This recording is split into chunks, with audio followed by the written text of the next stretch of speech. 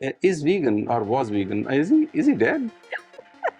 You don't know. What is happening? Okay, well, What's let's going move on to on? somebody else. How about we talk about someone that we even know? No, we don't know Lewis Hamilton. We just read about him, right? So, okay.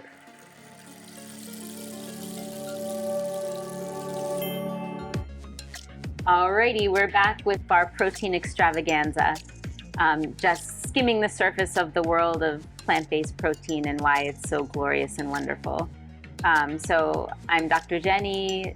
Ajoy is sitting next to me, and he's raring to go to Yes. tell you more about his favorite subject. Yeah, so I mean, I always talk about the fact that I feel much better. I can do more push-ups, more pull-ups. I can pick up more weights and run faster, whatever it is, because of the fact that I'm more plant-based now. However, don't take my word for it. Check with the other athletes that have actually turned completely vegan to see. Well, maybe you cannot contact them because some of the athletes that I would like to mention are kind of like, what are they, superstars or something? So these are world famous. Yeah, athletes, yeah. So some but name, you can read about them. Yeah, you can read about them. You can watch movies about them, or you can WhatsApp them. Whatever works for you. Or not. Please don't stalk athletes based on our recommendations. Yeah. We are not recommending. Read about them. Yeah, we are not recommending that you. Or you can listen to our previous podcast with one of that's right. the most well-known and accomplished vegan athletes. Yeah, Kuntal Joshar was a two-time is a two-time Mount Everest climber, summiter, and he's attempted it 4 times, and he's completely vegan, absolutely vegan, and he says that he could do it a lot better because he's vegan, not because of anything else. So, yeah, okay. So yeah, he's one of them. That person, I'm sure we would say is more approachable. More approachable. He's a very humble, nice guy. Very nice guy, all-round nice guy. I don't know how Lewis Hamilton is, but supposedly he's a vegan. So let's take his example. Lewis Hamilton, I believe, is vegan or was vegan. Is he dead? You don't know. What is happening?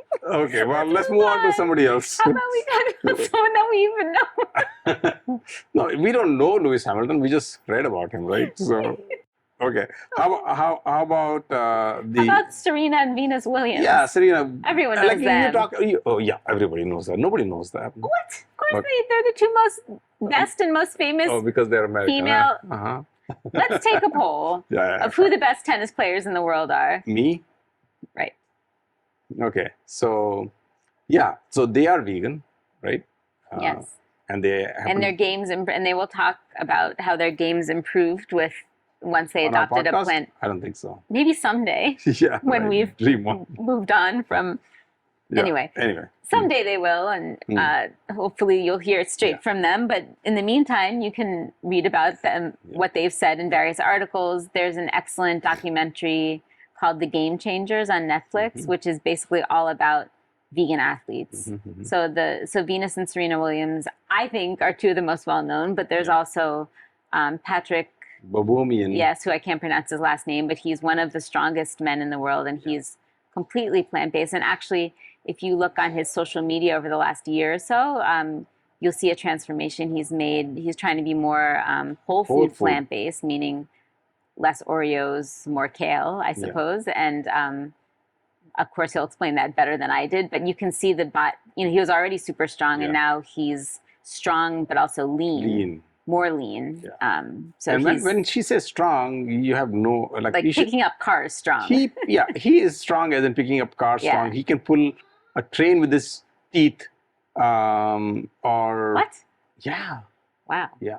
Patrick Bobomian. I mean, he picks up like 8 or 9 people at the same time and walks like 100 yards or something like that, or 100 meters or whatever. So I just wanted to give some evidence that there are some of the strongest people on earth, some of the fastest, endurance wise and all, are strength, endurance, agility, are vegan. Are vegan, not lots eating. Of there's a big. Sorry, I keep referring to it because I know there's a big movement in the National Basketball Association, the NBA, and in the U.S. as well as the NFL, the National Football, and this is American football. There's two huge player groups within those organizations that are completely vegan, and they've mentioned. You can also read about how their games have improved. I think, and I won't guess the wrong team, but one team even won the championships because the majority team of their vegan, right? Because their team, it could be the Tennessee Titans, but I might be making that up. Anyway, it's not important. Yeah. The fact is that their games improved. Think about it. The whole team decided that yes, it is improving this person's game. I'm going to be vegan. This person, another one person vegan. So all of them slowly became vegan, and they started winning games. So anyway. Now let's move on to, people must be wondering, okay, so how do we get our protein? Like that was the topic, right? Yeah, isn't that where we started from? Yeah. So how do we actually get that? Yeah. 52 grams of protein or whatever. Should I give you my favorites? Sure. You know my favorites, but I'll just share it with our listeners. Yeah, I'll share it with them. My absolute favorite are beans and lentils. 100%. Hands down, beans and lentils. So we eat a lot more beans and lentils than many of our near and dear friends and family.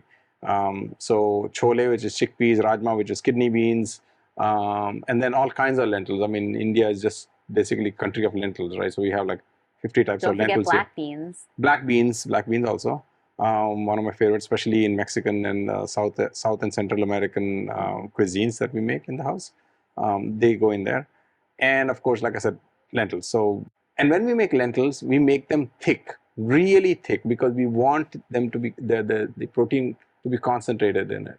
And one criticism of lentils, I might as well bring it up before you guys think, oh my God, this guy is talking about lentils and gas and stuff like that. Well, gas, yes, but we've said this multiple times, and I've mentioned even an Australian study that I know fairly well, where they proved that the gas effect goes away in like 30 to 45 days of consuming lentils and beans. So it's kind of like how your taste buds get used to different flavors. And your gut gets used to your gut gets used to a larger load of fiber. So that was one. The next are, I think, my favorite again are nuts and seeds, and the same thing. From the nuts and seeds you get nut butter. So that the advantage there is that we don't have not just some amount of protein, highly concentrated protein, but it has some good oils and it has fiber, right? And vitamins. Yeah. I forgot about them. So what kind of vitamins, doctor? Vitamin E, vitamin D. And some Bs. Right, definitely some Bs. Those are the ones that are off the top of my head. Yeah. I'm sure if you look at our other, in fact, our immunity podcast. We might have. Will remind me the others, but definitely B vitamins, D and E. And E in particular is it's a little more, not little more, it is more concentrated in nuts and seeds. Yeah. And then and omega-3s, sorry. Omega-3 fatty acids. That's right. So the next one on my list is... Should I talk about, since these are my favorites now? Moving on to the rest of them are your favorites. Go ahead. So soy, my favorite, and I think we can have a whole episode on the love of soy, but soy comes in many forms. My particular favorite is tofu, which most of you have probably heard of. But there's also something called tempeh, which is an even more quote-unquote whole food version of soy. So it's the actual soybeans that are fermented and I guess concentrated into like a cake form, if you want to call it. So because it's less processed, where tofu is like broken down soybeans, ground up, I guess. So tempeh is not. I mean, between the two, they're both still whole foods and both excellent for you. But tofu and tempeh are some of the best quote unquote natural meat substitutes that you can have. Super high in protein. Also, since it comes from a bean, it's also very high in fiber, so filling, excellent source of other vitamins and minerals too. And because they're both fermented, it helps your gut bacteria, which is, as we've carped into the ground. So into the important. ground. Carped into the ground, driven into the Driven ground. into the ground. Whatever you want to call it. We've said it many times that. Hopped about like with a song. Yeah, okay, whatever. Hopped That it's very important for your overall body That's health. right. And please don't diss tofu. Everyone's like, ew, tofu, only vegans eat tofu, but give it a chance. Yeah. Tofu absorbs every and all flavors. I don't guarantee. In most cases, if you don't like tofu, it's because you've had bland tofu. But if you've had tofu that's been cooked properly, I promise you'll love it. And I won't go off onto the deep end about soy, but suffice it to say that soy is good for you, except in very small exceptions. Soy is good for you. Soy will not turn a man into a woman, and soy will not give you cancer 99.9% of the time. If that was the case, go ahead with your famous. Yes, my comparison is, if that were the case, if you look at one of the highest consumers of soy in the world, which is East Asia, right? So Japan and China, they'd all look like women and they'd all have cancer, which is certainly not the case. And I'm not trying to insult any of our East Asian, because you are all beautiful people, all genders, and actually very healthy compared to a lot of the rest of the world. So just take that as an example, but there are many scientific studies that have proven this over the years. I don't know why they just keep harping about the fact soy that is they bad, have... soy is bad, soy is bad. Okay, so enough about soy, but soy is joy. And then my other current favorite protein is seitan. Or not Satan, seitan. And basically seitan is, I think, one of the purest sources of protein. It's basically the protein found in wheat or wheat gluten. So if unfortunately you are someone that has celiac disease or are gluten intolerant, you should not have this.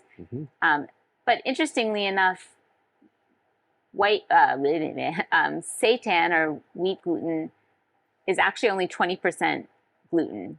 So it's not like it's pure gluten. It's actually mostly protein with a little bit of the gluten proteins there. So if you're simply gluten sensitive, not gluten allergic, like a celiac patient, you may be able to tolerate it. But obviously, if you have a true allergy, then you should avoid it. But anyway, super high protein, even more concentrated protein than actual meat. So if you have 120 grams of seitan versus 120 grams of chicken or fish, there's actually more protein found in seitan. Yeah, density-wise, it's a lot more. And it's much healthier, of course, because there's zero cholesterol, zero saturated fat. And just like tofu, it absorbs flavors extremely well, so we use it all the time. And next in line, basically, it's a combination of seitan and tofu and tempeh and other kinds of soy, which basically means slightly more processed, but vegan meats. Yeah, some more the commercial vegan meats. Yeah, more the commercial vegan meats. That has a lot more protein, a lot more fiber, and zero cholesterol. Yeah, and then I guess antioxidants. So imagine a meat having an antioxidant, because animal protein is exact opposite of antioxidants. It's an oxidant. They create, It's an oxidant, not an antioxidant. Yeah, I mean, they create a lot of free radicals and stuff like that. It's really, really bad for you, causes all kinds of problems. But I won't go into them because this is not the time for it. But vegan meats counter that completely. They have more fiber, they have more vitamins, they have more antioxidants, they have more protein per gram. And they're good for your gut. And they're good for what? Your gut. And they're good for your gut, because not all vegan meats, but the meats that we will be providing, which bring me to just a little plug for our new small little venture that we want to start, which is called... Yes, it's a cloud kitchen called Circee Eats. Which we've kind of talked about a couple of times, but I think we are getting We're getting closer and closer to launching closer and closer, and in which we will have a bunch of vegan meats that have all this and more, because we will definitely have things like it'll have more things lots of seitan. Can I say something? No. Lots of things like. You want to say it then? Kidding. Go ahead. Fermented components, which will help your gut also, right? Yeah, and then also we should mention, we've mentioned all these plant-based proteins, but we forgot to mention the original plant-based protein, which are vegetables, right? Yeah, root vegetables and Root vegetables and broccoli and cruciferous vegetables actually have a fair amount of protein in them, believe it or not. Broccoli and cabbage and cauliflower. Yeah. You think of them as just water, but actually there is a fair amount of protein. So That's don't right. forget about that as well. Your famous saying about the cauliflower head having more protein than Broccoli head having more protein than don't quote steak. me on it. No. I mean, I think it's per. Yes, it's gram per gram. Yeah, There's something more like that. protein. But anyway, I mean, so there is a lot of protein choices, but I think we're now starting to ramble. So I think we should conclude that. And do you want to just kind of give our audience a summary of what we talked about? So in this part, we talked about. Why don't we start with part 1 also? Because fine. Yes. So we talked about what exactly is protein and why your body, the human body, needs protein and what it does for our body. We then talked about plant-based protein versus animal-based protein and pluses and minuses of both. But of course, we recommend plant-based protein. And why? We said that also. And why we recommend it. And then in part 2, we talked about performance and how plant-based protein is just as good, if not better, in terms of athletics and just your everyday life, why you should choose plant-based protein for better everything. And then finally, we gave some examples of where you can find, but where do you get your protein from, and how it's not that difficult. And actually, plant-based protein is pretty much everywhere. It's not difficult to find. You don't have to go to some fancy stores. You can find it in simple old dal. And it is so cheap. That's one thing that we did not mention at all. It's like 10 times cheaper than meat. 10 times. And what we haven't mentioned throughout this entire thing is how it's so much better for the environment. Yeah, it is. Because, and no animals are getting killed. Right. So it's easier to morally better and ethically better for the whole world. Yep. So on that note, I think we should conclude this episode. I think I agree. And we'll see you next time for more enlightening jibber jabber between us. And hopefully, well, not hopefully, there will be just the same amount of rambling, but we can make promises. But hopefully these ramblings help a little bit, like, take a little circuitous route and then come back. Or help you get some good sleep, whatever. Yeah, listen to us rambling. Okay, thank you guys. Appreciate it. Ciao. Yeah, thanks for listening. And, do let us know. Oh my God. Bye. On that note.